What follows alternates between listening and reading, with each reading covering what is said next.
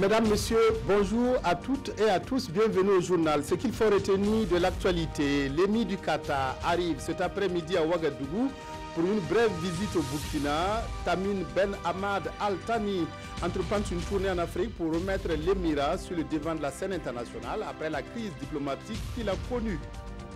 Donald Trump menace de fermer le robinet à tout pays qui votera une résolution condamnant les États-Unis pour leur reconnaissance de Jérusalem comme capitale d'Israël. À l'initiative de l'Égypte, un texte doit être discuté aujourd'hui à l'Assemblée générale de l'ONU. Dans quelques minutes, devrait arriver à Ouagadougou l'émir du Qatar, Tamim Ben Hamad Al Thani, entame une tournée en Afrique qui le conduira dans 6 pays, une offensive diplomatique pour relancer ce pays du Golfe sur la scène internationale. Cette tournée permet à cet émirat de diversifier aussi ses partenariats avec d'autres pays du globe. Présentation de l'hôte du Burkina avec Marguerite Douagneau. Le Qatar est un petit émirat, une presqu'île de 11,586 km² située sur la rive gauche du golfe Persique. La majeure partie du pays est une plaine stérile recouverte de sable. Sa capitale est Doha.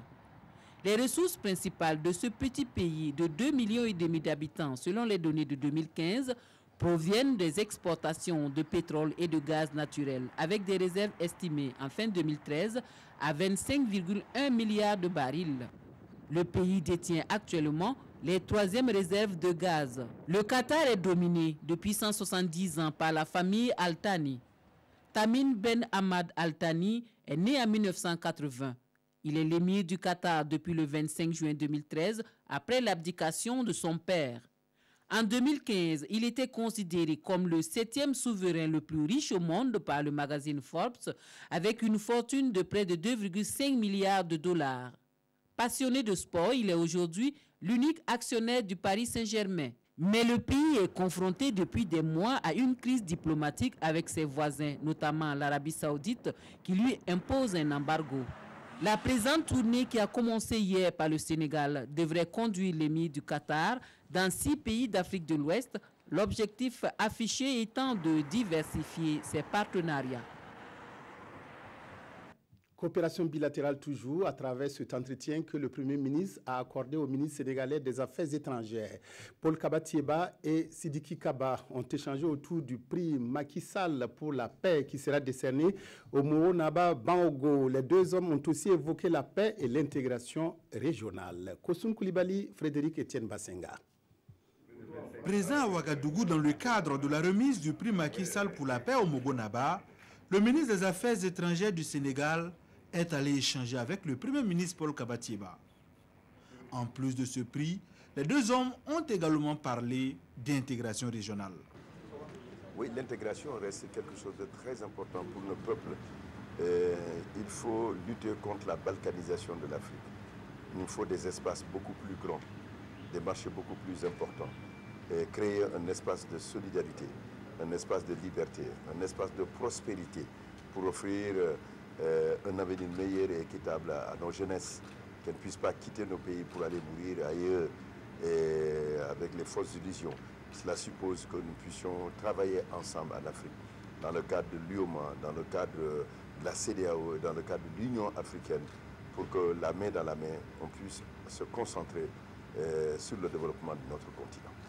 Paul Kabatieba a saisi également cette opportunité pour exprimer toute sa reconnaissance pour l'honneur fait au Burkina Faso à travers la remise de ce prix. Alors j'ai exprimé tous mes remerciements à Son Excellence pour la visite qu'il nous rend et l'honneur que le président Macky Sall nous a fait,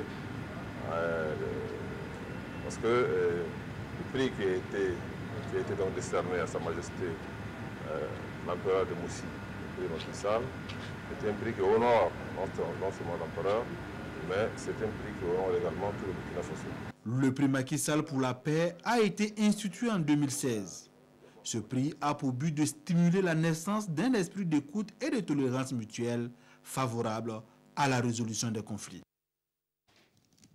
C'est une première au Burkina. Le ministère de l'économie rend hommage à tous les partenaires et contribuables exemplaires du Burkina. Une trentaine de structures ont été saluées pour leur civisme fiscal et contribution au développement du Burkina. Parmi ces partenaires, on peut citer Coris Banque Internationale ou l'Agence française de développement AFD. Sie Dilari Yen Maïmouna Dao. Une cérémonie pour honorer les meilleurs contribuables et partenaires du ministère de l'économie, des finances et du développement. Au total, une trentaine de structures sont retenues pour cette première édition. Les critères varient de la sincérité des déclarations au respect des obligations fiscales en passant par les niveaux des redevances proportionnelles versées à l'État au cours des 5 dernières années.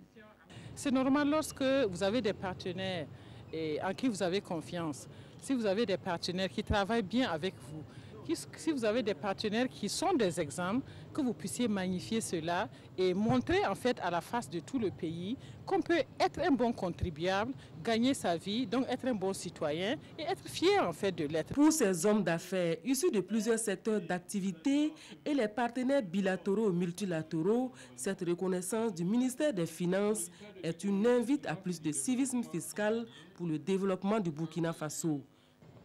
C'est une belle initiative que nous saluons et dont nous souhaitons voir se perpétuer afin non seulement d'encourager ceux qui contribuent de façon considérable au bon fonctionnement de la caisse de l'État, mais aussi pour encourager ceux qui ne le font pas à se mettre en règle. J'ai trouvé très agréable parce que les gens y ont participé de bon cœur, sont venus prendre la parole à plusieurs reprises pour exprimer tout l'intérêt qu'ils avaient à travailler dans cet environnement. Tout en se réjouissant de l'adoption du nouveau Code général des impôts ce 20 décembre par l'Assemblée nationale, Adjatou Rosine Koulibaly Sori donne rendez-vous en fin 2018 pour la 2e édition avec plus de contribuables à féliciter pour l'atteinte d'un taux de croissance de 7%. La bonne gouvernance économique va de pair avec la bonne gouvernance en général et le programme de renforcement de la gouvernance PRG œuvre à l'atteinte de cet objectif depuis plusieurs années. La 2e session du comité de pilotage du PRG s'est tenue hier pour se pencher sur le rapport global de clôture du programme. Les acquis de 7 ans de mise en œuvre, mais aussi les insuffisances sont relevés. Le taux d'exécution est estimé à 90%. Alidou Badini et Nyarki Teda. Le programme de renforcement de la gouvernance prend fin le 31 décembre 2017. Le comité de pilotage du dit programme examine alors ici les performances réalisées à l'occasion de sa 2e session ordinaire de l'année. Ainsi donc, composante après composante, les différents acteurs passent en revue les 13 volets d'activités regroupés en 3 sous-programmes, les sous-programmes gouvernance politique, gouvernance économique et gouvernance locale et administrative. Avec un taux d'exécution physique de 90% pour un taux d'atteinte des cibles de 132% contre 94% des taux d'exécution financière annuelle, le PRG a enregistré des acquis. Au niveau des institutions, au niveau des collectivités, au niveau de la justice, il y a des avancées importantes et je pense que tout programme a une fin. Et nous avons apporté notre contribution donc, dans l'amélioration de l'environnement de travail. Et je pense que les appuis futurs qui viendront, soit du PNUD ou des autres partenaires techniques et financiers, pourront s'appuyer sur ces acquis-là pour aller de l'avant. C'est également l'avis du partenaire. Le PNUD a accompagné techniquement et financièrement l'État burkinabé dans la mise en œuvre du programme. Globalement, nous sommes satisfaits du point de vue des résultats obtenus par ce programme. La gouvernance, comme vous savez, est un élément important dans la mise en œuvre des politiques de développement. Prévu pour durer 5 ans, le PRG a finalement couvert 7 ans, soit de 2011 à 2017. Avec un budget prévisionnel de plus de 10 milliards de francs CFA, 7 milliards ont pu être mobilisés à l'arrivée. Mais cela n'a pas entamé le programme de dérouler ses activités, jugées d'ailleurs satisfaisantes. L'année se termine en beauté pour 277 militaires qui ont été distingués à travers plusieurs médailles de l'Ordre des armées. La cérémonie organisée par le groupement central des armées et la Brigade nationale des sapeurs-pompiers entrait dans le cadre de la commémoration du 57e anniversaire de la fête de l'indépendance. Les récipiendaires ont reçu des médailles d'honneur militaires, médailles commémoratives et médailles d'honneur des sapeurs-pompiers. Issa Kafando Oumar Zombri. 277 militaires reçoivent ici des distinctions pour services rendus à la nation. Issus du groupement central des armées et de la Brigade nationale des sapeurs-pompiers, ces récipiendaires ont reçu les médailles d'honneur militaires, médailles d'honneur des sapeurs-pompiers et médailles commémoratives avec pour agrafe Mali et Soudan. Nous encourageons tous ceux qui ont eu cette médaille à vraiment se donner pour la mission. Et ceux qui n'ont pas eu, on les invite à faire comme ceux qui ont eu pour aussi les prochaines années pouvoir mériter ces médailles-là aussi. Ces personnes ont été récompensées parce qu'ils ont posé des actes en faveur de la protection civile. Ça veut dire qu'ils ont sauvé des gens, ou bien ils ont contribué à sauver des personnes, ou bien ils ont aidé la Brigade nationale des sapeurs-pompiers d'une manière ou d'une autre à exécuter ces missions. Des encouragements que les bénéficiaires voient comme une invite à l'excellence. Ils comptent redoubler d'efforts dans leur domaine. C'est un honneur pour moi. Je rends grâce à notre Seigneur et aux autorités qui ont reconnu ce mérite et je m'emploierai à mieux faire encore. Ça représente une invite à persévérer. Cette cérémonie de décoration rentre dans le cadre de la commémoration du 57e anniversaire de la fête de l'armée nationale célébrée le 1er novembre dernier.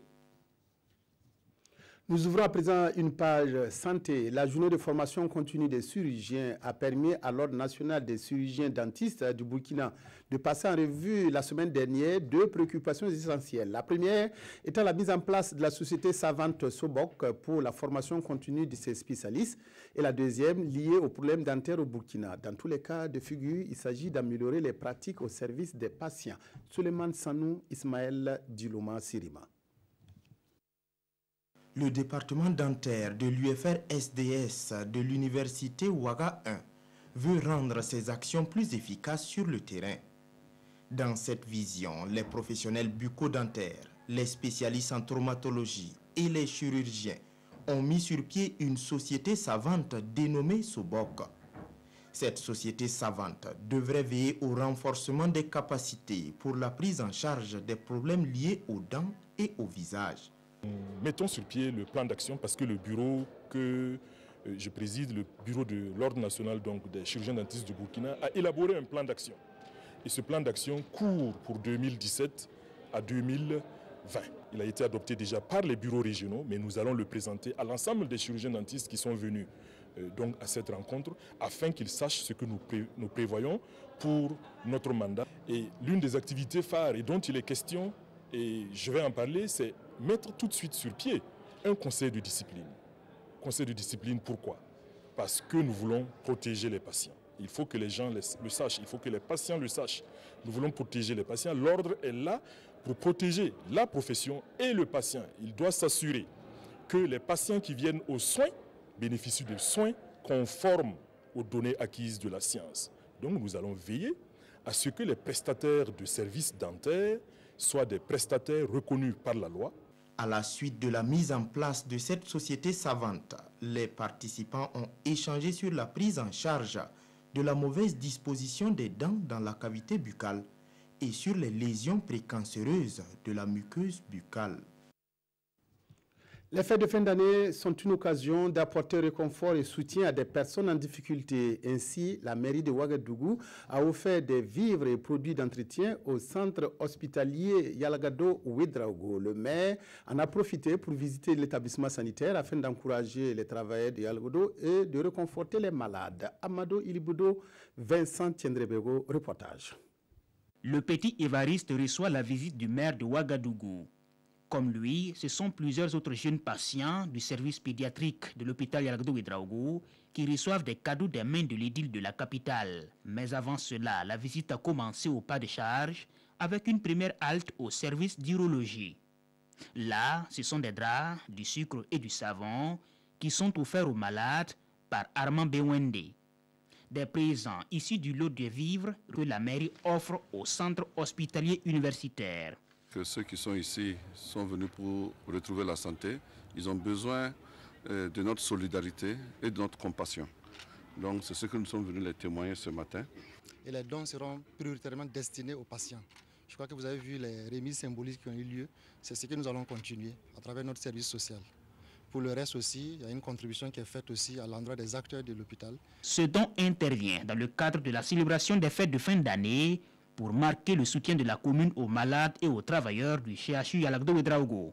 D'autres structures de prise en charge sanitaire et sociale bénéficieront de la même générosité selon le donateur. Ouvrons très rapidement la fenêtre de l'actualité internationale. Donald Trump cache mal ses susceptibilités. Le locataire de la Maison-Blanche met en garde contre le vote d'une résolution aux Nations Unies condamnant la reconnaissance de Jérusalem comme capitale d'Israël par les États-Unis. Le président américain menace tout simplement de couper les vivres à tout pays qui voterait aujourd'hui cette résolution. Ils prennent des centaines de millions de dollars et même de milliards de dollars et ensuite ils votent contre nous, a-t-il martelé. Après le Conseil de sécurité, c'est au tour de l'Assemblée générale de l'ONU de voter une résolution qui condamne la reconnaissance par Washington de Jérusalem comme capitale d'Israël. Et la Maison-Blanche ne l'entend pas de cette oreille. Donald Trump s'est fait menaçant contre ceux qui adopteront le texte. Ils prennent des centaines de millions de dollars et même des milliards de dollars et ensuite ils votent contre nous. Nous les surveillons, laissez-les voter contre nous, nous économiserons beaucoup. En début de semaine, le Conseil de sécurité a approuvé la condamnation de la décision de Trump. Les États-Unis, isolés, ont dû faire usage de leur droit de veto de membres permanents pour empêcher la résolution de passer. L'ambassadrice américaine Nikki Haley avait vivement réagi, déclarant que ce vote était une insulte. Et sur Twitter, Trump avait déjà déclaré qu'il prendrait les noms de ceux qui voteraient en faveur de la condamnation ce jeudi à l'ONU. Les États-Unis ont reconnu Jérusalem comme capitale d'Israël en annonçant le déménagement prochain de son ambassade de Tel Aviv dans la ville sainte. Une annonce qui a suscité la colère des Palestiniens, mais qui pour l'heure n'a pas déclenché l'intifada souhaitée par le Hamas. La monnaie commune dans l'espace CEDEAO reste un sujet de commentaires dans les journaux. Les quotidiens reviennent aussi sur la visite au Burkina de l'émir du Qatar. La revue de presse est signée Vincent Tiendrebeogo. Le journal Le Pays est quelque peu préoccupé par la visite de l'émir du Qatar au Burkina. Comment réserver un vibrant accueil à l'illustre hôte qatari sans pour autant froisser ses relations avec l'Arabie saoudite? Car l'amitié entre ces deux pays ne sent pas l'odeur de sainteté. Or, l'Arabie saoudite et le Qatar, des pays pétroliers, sont des généreux partenaires financiers. D'où l'intérêt du Burkina Faso à caresser les deux dans le sens du poil. Une diplomatie du chéquier. Une monnaie unique dans l'espace CEDEAO d'ici 2020. Est-ce réalisable? Se demande Sidoya, qui rappelle la volonté des États de cet espace. Une bonne chose, selon le journal, qui croit que la monnaie unique sera l'un des symboles les plus achevés de l'intégration entre ces pays, qui aspirent à un destin commun. Seulement, à l'analyse de la situation, beaucoup d'étapes de la feuille de route ne sont pas encore au point, surtout dans la zone hors UEMOA où des pays comme le Nigeria et le Ghana traînent les pas et font de la résistance, si bien que 2020 relève d'une vision de principe que d'un objectif réalisable à cette échéance. Reste que des pays comme le Burkina Faso et le Niger défendent une monnaie graduelle qui commencera avec ceux qui sont prêts et les retardataires prendront le train en marche. L'observateur Palga braque ses projecteurs sur le FESPACO en faisant suite à la réflexion engagée il y a quelques semaines sur l'avenir du festival au seuil de son cinquantenaire. Se réformer ou disparaître, titre le journal. Il faut donc faire des retouches au niveau de l'organisation du FESPACO, au niveau de son administration, tenir à sa vision politique et penser à la planification sans plus compter sur le miracle. Fin de cette édition. Merci de l'avoir suivi en notre compagnie. Excellent après-midi à toutes et à tous.